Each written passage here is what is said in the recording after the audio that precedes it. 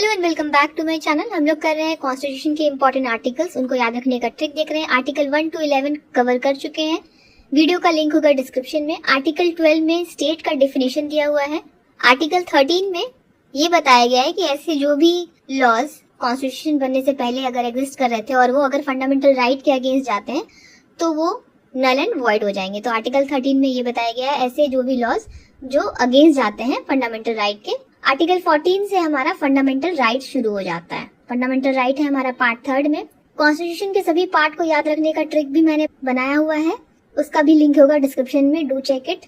So 14 to 18 is right to equality. Article 14 में है दो चीजें, एक तो इक्वालिटी बिफोर द लॉ और equal protection of the law. Equality before the law mean सभी सिटीजन्स लॉ के सामने इक्वल है, लॉ ऑफ द लैंड सब पे इक्वली अप्लाई होता है। Equal protection of the law का मीन्स होता है कि इक्वल स्टेटस जिनका है उनको इक्वल प्रोटेक्शन मिलेगा। यहाँ पे ये डिफरेंस होता है कि अगर प्रेसिडेंट और कॉमन मैन है तो उनके स्टेटस में डिफरेंस है। प्रेसिडेंट को कुछ प्रिविलेजेस मिली हुई है, जैसे उनको डायरेक्ट अरेस्ट नहीं किया जा सकता, तो दोनों का इक्वल स्टेटस नहीं है। लेकिन जो लोग इक्वल स्टेटस में है उनको इक्वल प्रोटेक्शन दिया जाएगा, ये इसका मतलब है। तो आर्टिकल 14 ये हो गया। आर्टिकल 15 में है कि कोई भी डिस्क्रिमिनेशन नहीं होगा on the basis of religion, race, caste, sex और प्लेस ऑफ बर्थ। तो नो डिस्क्रिमिनेशन 15 में।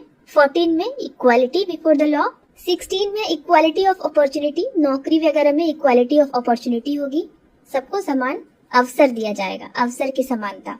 आर्टिकल 17 में है एबॉलिशन ऑफ अनटचेबिलिटी, भेदभाव खत्म करने के लिए। और 18 में है टाइटल्स को एबॉलिश करना। कीवर्ड्स हम लोग देख लेते हैं। 14 का कीवर्ड होगा इक्वालिटी, इसी से याद रखना है। 15 का कीवर्ड है डिस्क्रिमिनेशन, नो डिस्क्रिमिनेशन। 16 का अपॉर्चुनिटी, सबको equal opportunity in the matters of appointment and employment. 17 untouchability और 18 टाइटल्स। ये हमारे कीवर्ड्स हो गए। इनसे ही हमको आर्टिकल 14, 15, 16, 17 और 18 ये याद रखना है। टोटल 5 आर्टिकल्स हैं आपके राइट टू इक्वालिटी में। याद रखने के लिए मैंने एक बहुत ही सिंपल सा ट्रिक बनाया है। On Valentine every disco open until time. Valentine word क्यों डाला है? वैलेंटाइन हमें पता है 14 फेब को आता है, ठीक है।